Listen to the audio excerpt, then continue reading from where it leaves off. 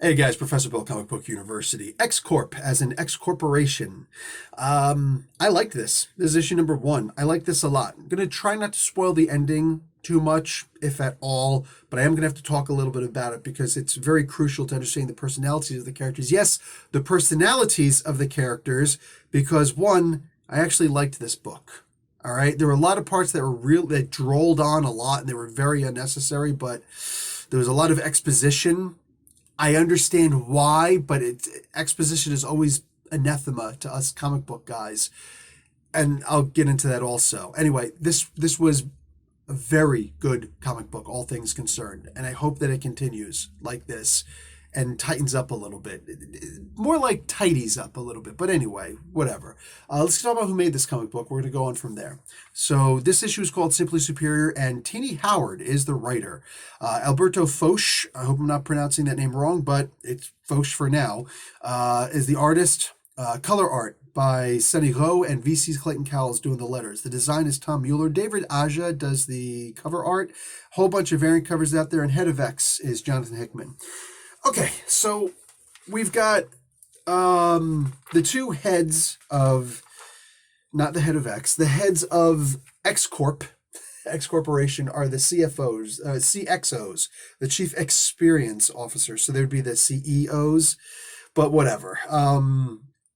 Anyway, the CXOs here just got to put X in everything, right? Interject that everywhere. Whatever, it's fine. It's fun. Sometimes it's just cliche. But that's going to be Monet St. Croix and Warren Worthington III. So Monet M and sometimes Penance, and we're going to see a lot of that in here. And Angel, sometimes Archangel, and that's addressed, and that was so crucial, and that was one of the key things that I needed to see in this comic book. You have to be able to trust the people delivering a comic book to you. You know what I'm saying? For me, if I see that Brian Michael Bendis is writing a book, specifically in DC, and John Romita Jr. is going to be doing the art, well, nowadays, anywhere, I do not have trust that this comic book is going to be good. I know there's going to be some people saying, what do you mean? Well, I mean what I mean. They don't appeal to me at all. I hate John Romita Jr.'s art nowadays with a passion. Like, I actually get passionate about how much I despise what he puts to paper. And Brian Michael Bendis has way too much creative control. Like, he's a writer-editor at this point in DC, and that never, ever works. That never works. It just doesn't. I shouldn't say that. In very rare cases, it can. Walter Simonson, his Thor run, that worked. But there were also some where it didn't. Anyways, it is what it is. In this particular case, we've got Monet, who is a loose cannon. She's punching duplicates. She doesn't care if duplicates are killed. Yet Jamie Madrox is in this. We're continuing a very bad legacy. This isn't Teeny Howard's fault. She's just, I don't know, I guess perpetuating what is already in acknowledgement, where duplicates are expendable. The only thing that even the current Prime, Madrox, Jamie doesn't care if a duplicate dies. He cares about the knowledge that they had. It was a whole week's worth of research, and nobody can research the way that we can. We're specialized for blah, blah, blah, blah, blah. You remember back in the day when killing a dupe was like a big deal? You remember that? Nowadays it's just like, whatever, you know? Like, there was a time to mourn when a dupe died. It mattered. But, screw Peter David, right? His first appearance was in a Fantastic Four comic book, actually. But I think it was in one of the annuals. I don't remember. Anyway. Yeah, bro.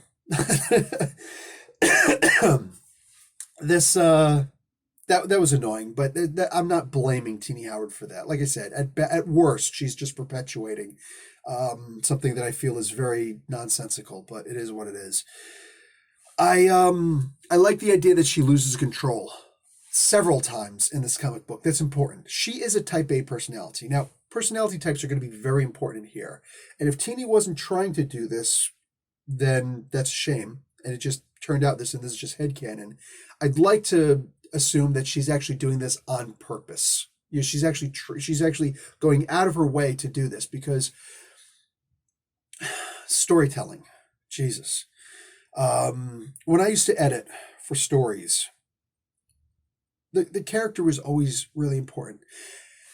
I apologize. If you want to write a crime now, my wife was just asking me, it's like, I would like to write a crime novel, but I don't know how to write a crime novel. I'm like, okay, but you do. She's like, what do you mean? I said, you love CSI, right? CSI, SVU, whatever, the Law and Order. She loves the Law and Orders, right? She especially loves SVU, but who doesn't? But you love the Law and Orders. That's Dick Wolf, right? He's the one who wrote all of those. He is Law and Order, right? What does he do? All he does is he takes real life cases, and then he thinks about who are the people who solved these cases. Now he doesn't know who solved the cases, so he has to invent who solved these cases. Who was the coroner? Who are the detectives? What is this detective like? What did this detective get a divorce? Saying, are they dealing with a spouse at home? Is like, you're never home, blah, blah, blah, blah, blah. Is this one like a little bit too violent? What's the personality types of these people, right? That's all you really have to do. And you just have to give personalities to people who are completely nameless in the news articles. That's it. It's actually a lot easier than people, think that that it has to be. That's literally all that you have to do. So now my wife's like, I'm going to write this stuff. She's amateur. She's got like one thing published. It's cool. It's cute. It's like, yay. Nah. I look forward to one day her doing that, but that's not where we make our money, is from writing. So it would be a side project. It would just be for fun. Anyway, and here you have Angel being the type B and Monet being the type A. Type A's are going to be bothered by Angel in this. That's okay. I understand. It's also the idea of driving on the road, right? You drive on the road and you're type A and it's like, get out of the way. And the type B's are the ones who passive aggressively, type A's are what's wrong with the world. I'm type A. I can understand where this is coming from, but I do still have this. It's usually a high energy. It's usually a lot of anxiety. That's usually what type A is. In reality, it's a mental health kind of thing, but that's fine. Also, we're the people who are most likely to join the military and, try to keep peace in the world. Some will argue otherwise. That's fine. At the end of the day, if there was ever a problem, what are you going to call? You want to say Ghostbusters, but nobody's ever called Ghostbusters in real life because there's no Ghostbusters. But anyway, type A's, yes. She is a type A. She is big time type A. Any action in here is by her. That's all the action that's coming, because there's not a lot of action at all. There's like a kick, you know what I'm saying? There's a punch on a dupe. It's like the last thing that dupe experienced before he was unceremoniously murdered in an attack on the facility was Monet punching him because he made the mistake of calling her lady. Aww. Aww. So if you accidentally call Wolverine sir, he has the right to eviscerate you? I mean, that's what he does. Anyway, so that's what we see in this. I like the way that her personality is. She loses control several times. We're seeing the strengths and the weaknesses of the type A. She's the one who's getting things done. If anybody got anything done in this comic book, it was her. But she's also the one who screwed up the most. That's just what happens. This reminds me of biblical. Why is Peter, Saint Peter, called the Rock, right? He's called the Rock because 50% of the times he's right, 50% of the times he's wrong. But he's always there and he's always active, right? And he is what he is what the foundation of the church will be built upon. That says a lot, right? Jesus in the Bible understood, whoever was writing the Bible, they understood personality types, and that really great storytelling. In this particular case, we also see that Warren Worthington is taking the back seat, and he's being the type B for backseat, I guess. I know that Angel takes a lot of crap from people in this comic book. There's going to be some people who are going to be upset by that, but hold. I think that this was actually done really well. You see, Monet's not the only person who has the capability of losing control and screwing up a mission, saving a mission or screwing up a mission. It's a coin toss. It's a 50-50 thing, you know? And a lot of times it's a two-face coin toss. It's bad no matter what, right? The fact that there is a coin toss means that you're up shit's creek. In this particular case, she loses control a lot, and it's bad. He doesn't lose control. That's really good, because if Angel loses control, you know, look at the different character types, archetypes, right? When you look at a game like, let's say, World of Warcraft, okay? If you have a first-person shooter like Call of Duty, everybody's got an equal chance. It's just based on your skill. But as far as like a World of Warcraft or something like that, where you have the tank, the mastermind, the controller, the DPS, ranged and close, the assassin or, you know, sneaky class, the healer, right? You have all these different classes of character, right? Some of them are, you know, better in a team, and some of them can't solo at all, like at all. You know, if you're pulling more than one character, you're screwed, right? And then you also have characters who are actually better for soloing, right? Like the Druid class in World of Warcraft and certain other character classes like that. You have characters that are perfect for soloing. Monet is a great solo class, right? Specialist in nothing, you know, master of nothing, but jack of all trades, you know?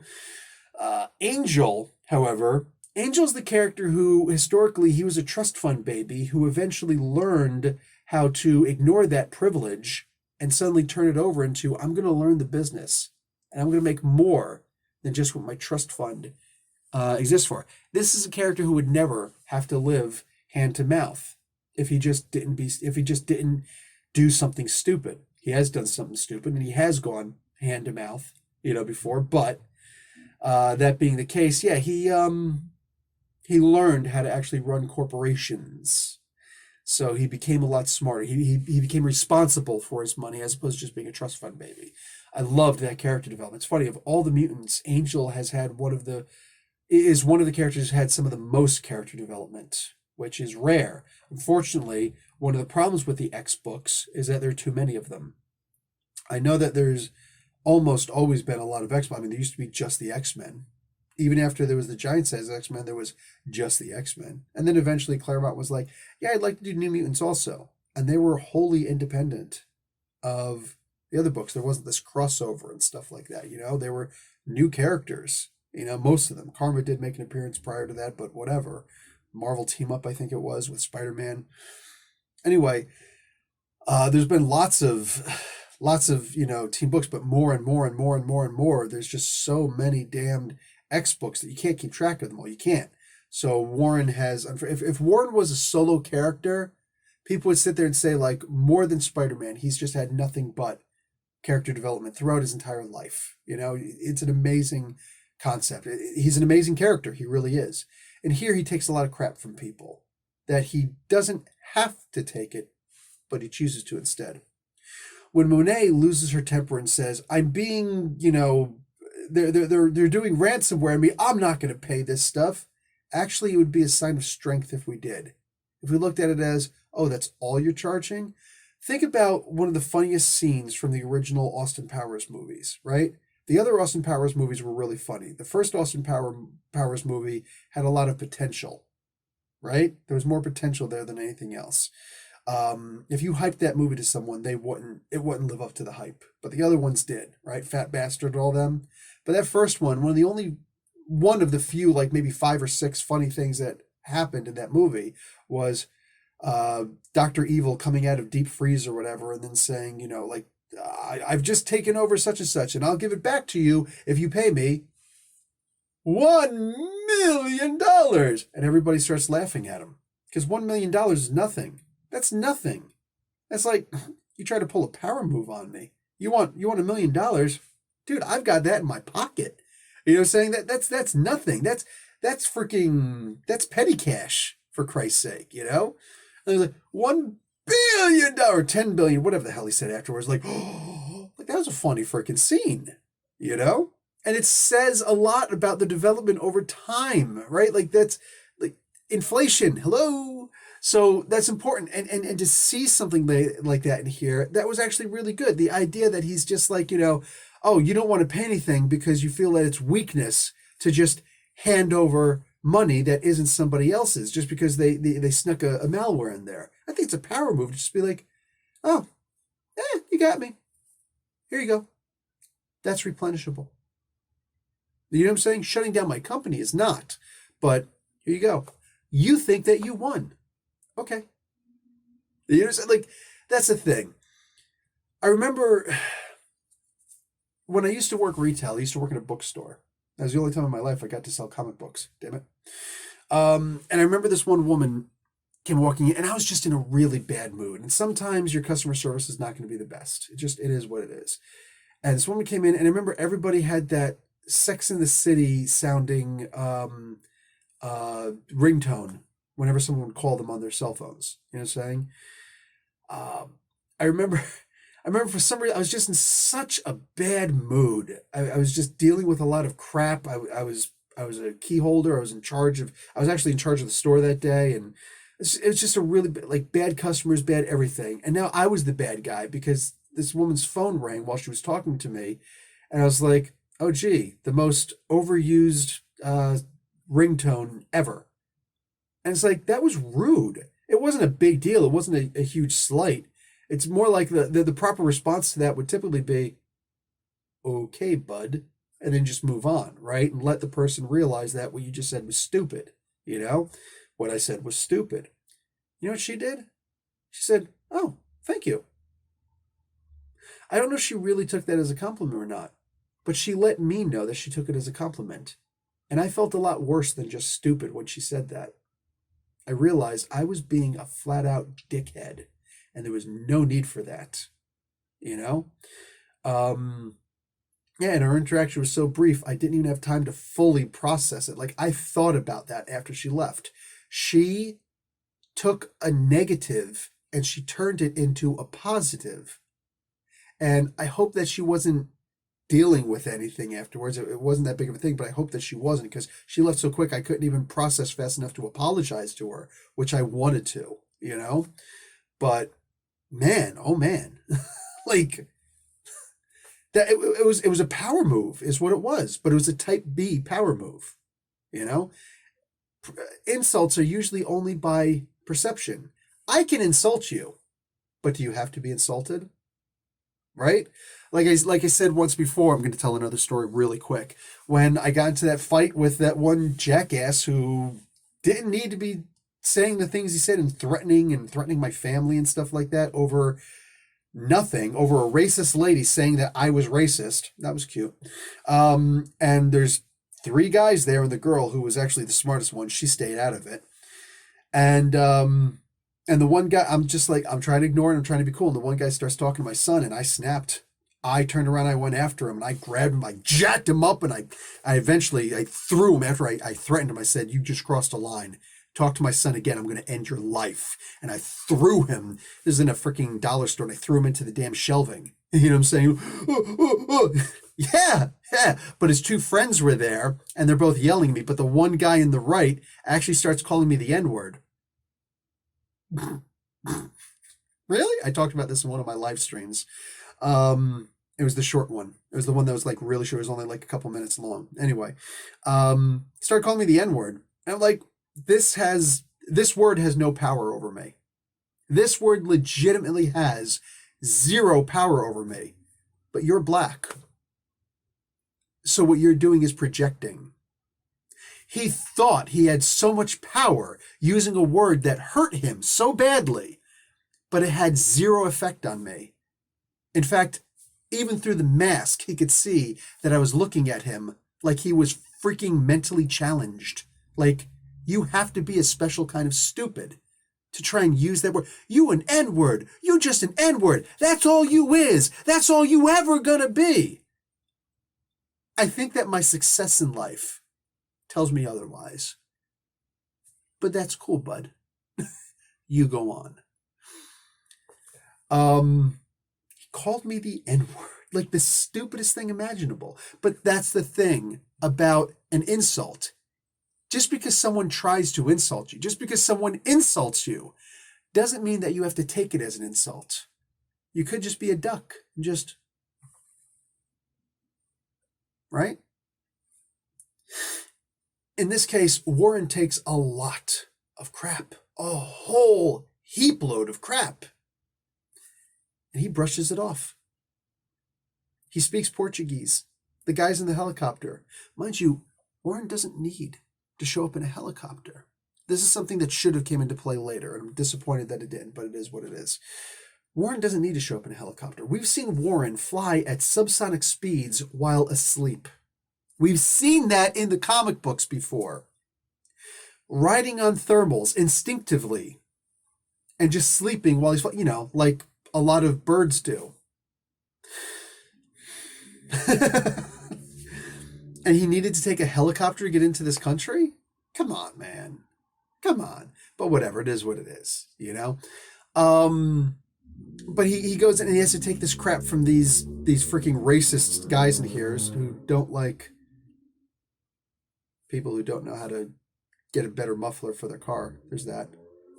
And that's a car. That's not a moped.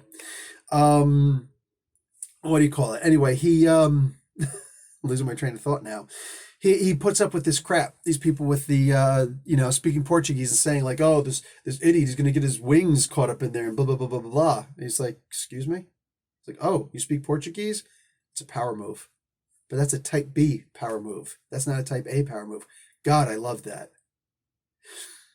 So much of what he does in here. He left his phone inside of a room with Koi that I imagine the room had some kind of psychic protection on it, or maybe they could read psychic. I don't know. But he left that room so that he could have a psychic conversation with Monet.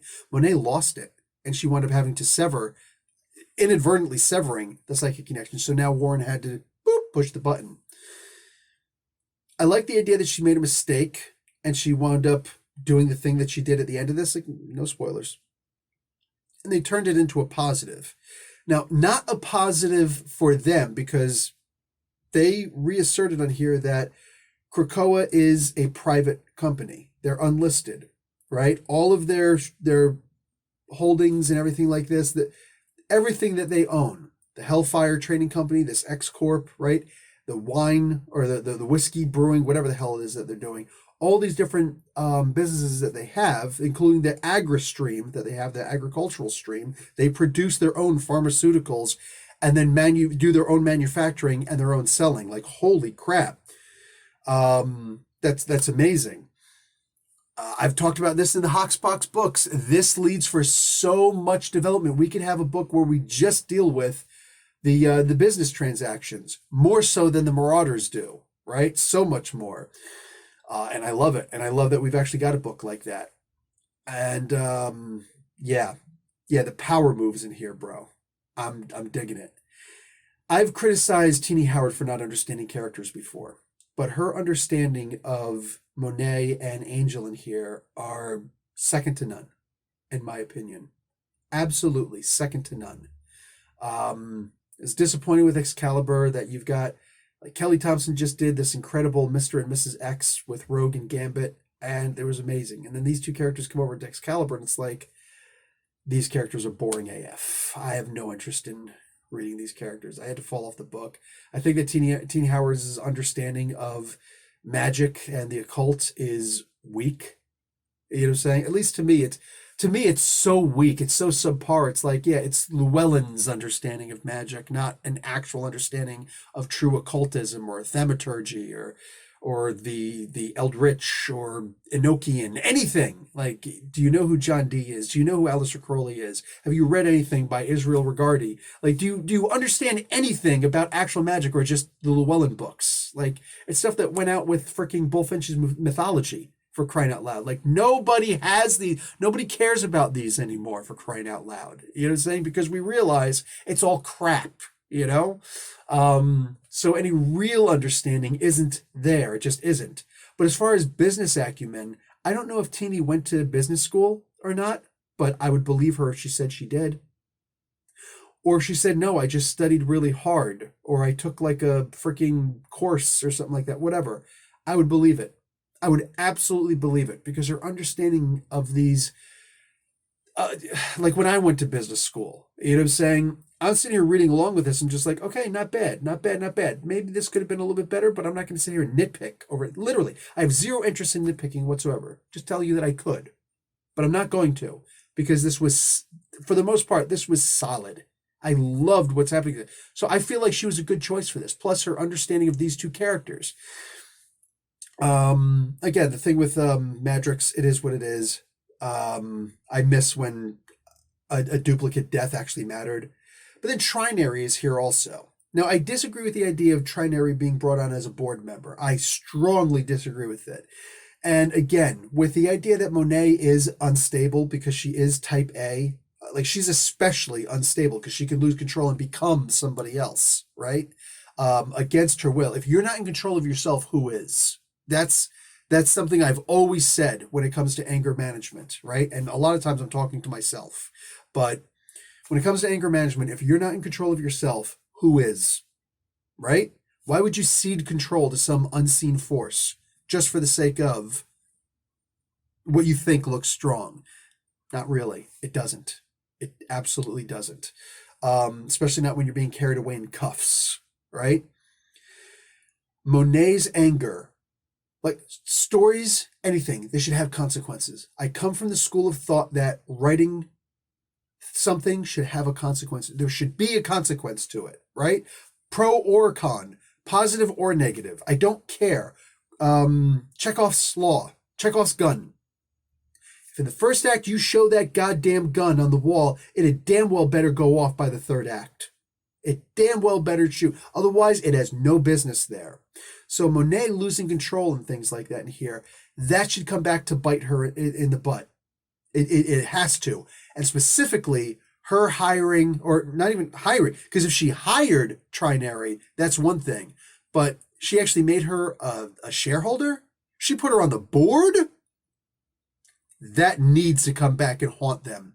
That needs to be like the sinister betrayal. It doesn't have to be that big, but it has to be something. That needs to come back. Otherwise, that's just poor storytelling. That's not even just wasted opportunity. This is a character who you should not trust, but she trusted her. There needs to be a consequence for that.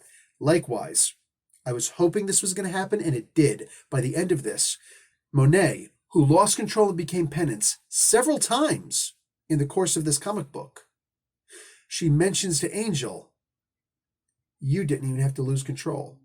That's something that I have a problem with. That's something that I can't do. Stating her own weakness. I love that. Because if Angel loses control, and he becomes Archangel, I understand how powerful Penance is and how powerful she can be. Archangel, when he goes angry, that is a big bad situation. That's a situation where all of a sudden, holy crap, there needs to be consequences for this, right? He's killed Godzilla, for Christ's sake, right? That big kaiju that was supposed to represent Godzilla after Toho. Anyway, after Tohei took the license away from them, Marvel had the license for like 25 issues or whatever of Godzilla, whatever the hell it was, and then I think it was a year or two. I think it was 2 years of Godzilla, and then they were like, yeah, you're not going to renew it. We don't want you to have it, so it's fine. You know, and all the rules with Godzilla. Can't have him hurt. He's got to be super strong. Okay, not too much we could do with that, but sure. But after they lost the license, I think it was Fabian N. who came along and he was just like, F that guy. Had Angel just kill him in like one swoop. Man, like this is what I'm talking about. When Angel loses it, it needs to be a big deal, right? What was the Charles Soule book? The Charles Soule X-Men book where Archangel lost it and everybody's like, right? Like that's my Archangel. That's what I want to see. So I do want to see at some point, because she mentions it, she brings it up. That's Chekhov's gun. At some point by the third act, that damn gun better go off, right? I'm seeing so much in this comic book that I like. The art. Foch, sorry for butchering the name, if I did.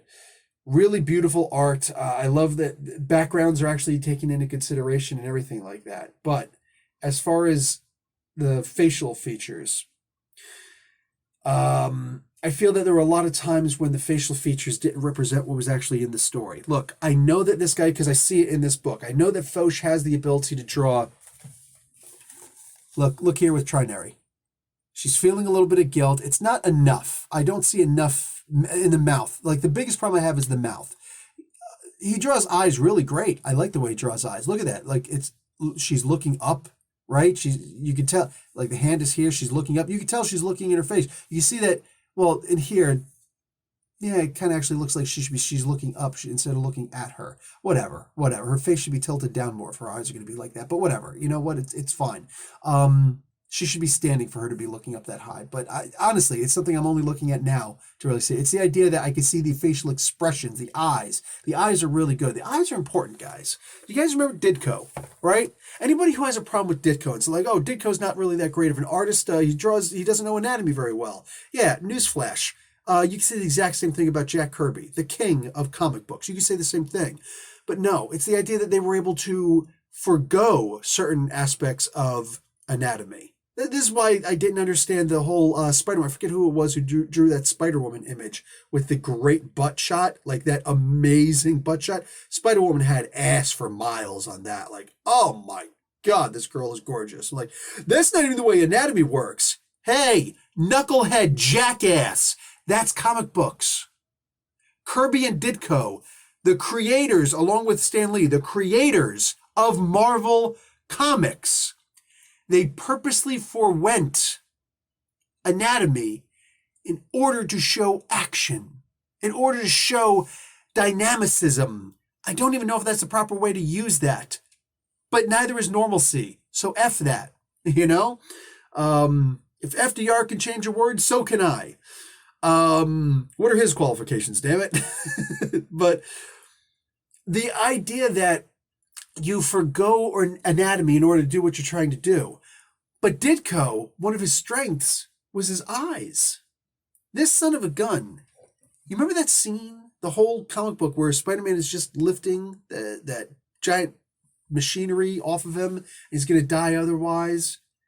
And he wanted it to be wordless, but it would have worked wordless just as it would have worked with words. But Stan Lee's words, man, you can never take away his word. Even if you say he's not a great writer, that's fine. His ability to add emotion with his words is second to none.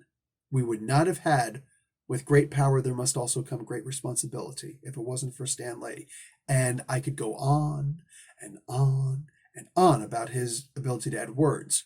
But the scenes that really hit in those, Spider-Man, mask. Can't see his face, can't see his expressions, but you can see his eyes. You can see all of his expression through his eyes. If those eyes were just a regular old mask, here's forgoing anatomy, because a mask wouldn't work like that, right? Why would the mask crinkle eyes and show expressions and things like that? Why would it ever do something like that, right? In the original Iron Man, in the Tales of Suspense, yeah, I keep these open so they could see my eyes. I want them to be able to see. I could cover that up, but I want them to see my eyes. I want them to see my expression. I want them to see what's coming for them. I love that. I love that, right? That's why when all the cool kids who tried to act tough used to wear shades all the times when they were younger. I actually was a tough guy, and I wanted you to see my eyes. You know what I'm saying? Boom, right there. And we see Spider-Man's eyes. And we can see the strain in his eyes. We could see him closing his eyes. We can see him giving up. We can see him almost giving up. We can see him coming back from that. We can see the strain. We can see all of that. Kurt Swan had in my opinion, the hands down most beautiful, amazing Superman face ever, right? And he knew how to do facial expressions. Can you imagine Superman pushing a planet? I know, Superman pushing a planet. Doesn't make sense. Shh, it's a comic book. We forgo those things. Pushing a planet, but he's got a smile on his face. If the words are saying, and he's pushing with all his might, and he's trying, and he strains, and the sinews in his muscles tense, but he's like, well, you got to remember, being a writer is not the only part of being a storyteller. The artist is also a storyteller. And if you've got the artist not paying attention to what's happening or what the script is saying is happening for that panel or that page, if you're not putting two and two together and you're just, okay, cool, you want me to draw Monet punching somebody, okay, boom, boom, boom, boom, boom. No. The mouth is what really does it for me, or what really crushes me in this, as far as the art is concerned. The only complaint I could do about this, about the art, the only complaint I have about the art is the thing that's actually hurting the comic book, in my opinion. The only major thing hurt, and it's specifically the mouths. If you're pushing a planet and it's easy for you, you can smile. If you're pushing a planet and it hurts, your face had better look like you're pinching a loaf. It had better look like you're taking the biggest crap in your life. You know what I'm saying? It had better look like it hurts. It better look like you're straining. You know, getting into a fight and like that is stupid, because if you suddenly get punched, suddenly you got no bottom lip. But man, I love seeing Wonder Woman and Captain America throwing a punch and going, right? It looks amazing. And it's like, he just put everything into that. That's not a punch, that's a wallop. Like, that's a haymaker. Damn. Like, that thing came out of freaking, Yankee Stadium. And we're in Detroit. You know what I'm saying? That's how far that punch came from. Wow. It's the ability to show mouths like that. It's a part of the storytelling. Mr. Fausch, Foch, how do you pronounce his name? He's got to do better with the mouths. That's the only criticism I have with it, because beautiful backgrounds, beautiful characters, beautiful, amazing eyes. Dude, those eyes, god damn, you got it. You got it. All of this here, but like the mouths, just, it's like when you're trying to draw hands. What do you do with your hands? You better put it behind your back if you don't know what to do with your freaking hands. You know what I'm saying? It's one of the reasons why people smoke cigarettes. Horrible habit. Please stop smoking cigarettes if you smoke cigarettes. Bad for your health. And bad for the people around you too. Our health, damn it. But a lot of times people smoke cigarettes because it's something to do with my hands. No, that's real. That's real. In this particular case, you have to have something to do with the mouths. So, pay attention to some of the great art in the past, the comic book art from the past. It's crucial. It's very crucial. Comic books aren't like other forms of medium, for crying out loud. If you have a regular book or something like that, exposition is crucial. It's mandatory. You have to have You have to have that. Exposition. You have to have exposition in a novel, right? Because there is no art. The front cover is not going to tell you the story. That's just to get you to, come and look at the book. You have to judge a book by its cover. You have to. I don't care what anybody says. You have to. It's mandatory. It's the whole reason why there's a cover, for crying out loud. It could just be black. But the idea is, boom, this is what you got. What do you call it? If you... losing my train of thought because I'm thinking of different covers out there. Anyway, yeah. With exposition.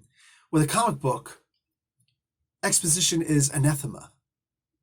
Right? And we all know this. It's one of the reasons why there's hardly ever text boxes, and there are no more thought boxes in comic books anymore, unless there's a psychic speaking. You don't have narration anymore in comic books. Why would you? Right? You could. You absolutely could. But there better be a damn good reason why. That better be something specific for your storytelling. Right? I remember the old Iron Fist comic books. They used to talk in the second person. The second person? I thought there was only the first and the third person. No, they used to talk in the second person. You know what I'm saying? You are Iron Fist. You are the fist of Kunlun. You are the most powerful martial artist ever. You can channel your chi into doing such and such and such. It's like, nowadays we have the preamble, the page in the beginning, the actual foreword that tells you this is the people you're reading about. This is what they've recently done. Here's the people who made the book. Your move. Turn the page. That's what we have nowadays. So we don't need people to teach us about the characters anymore. We know who these characters are, or there's better ways to do that. It's about refining. Look, it wasn't always better back in the day. It wasn't. you know? But that doesn't mean to say that it's better nowadays. There's some things that we've given up, some things that we've lost, some things that we're still trying to move on with.